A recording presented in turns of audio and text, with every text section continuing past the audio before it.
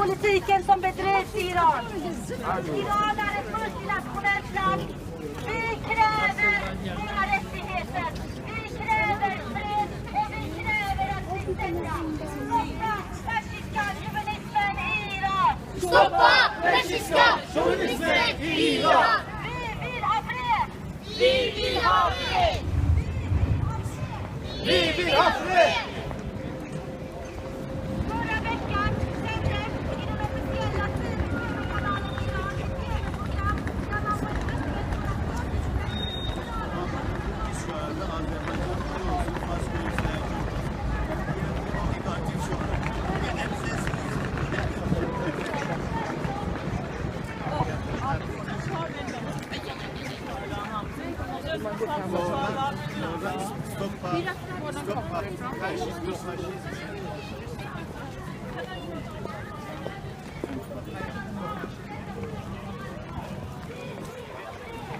Vi vill ha fred. Vi vill ha fred. Vi vill ha fred. Vi vill ha fred.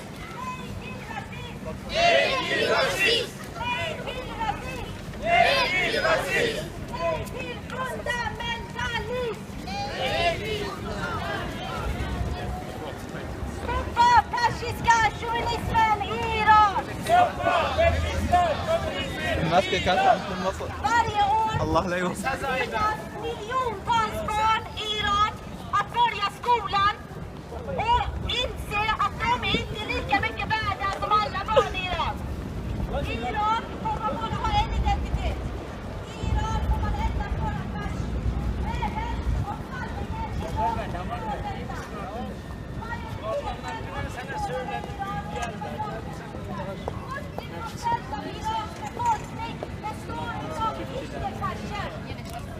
När ska detta ta slut? När ska även våra barn bli erkända för sin egen identitet och för sin egen kultur? Vi kräver våra rättigheter. Vi säger stoppa fascistiska chauvinismen i Iran. Stoppa fascistiska chauvinismen i Iran. Stoppa fascistiska chauvinismen i Iran. Stoppa fascistiska chauvinismen i Iran.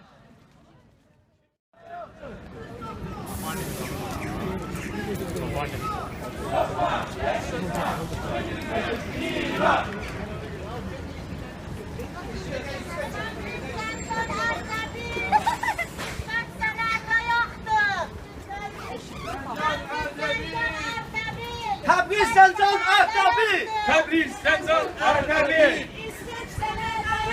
İsveç sene dayaktı. Tebriz Zancan Urmiya, bu ses İsveç Zancan'ır. Tebriz Zenzan Urmiya.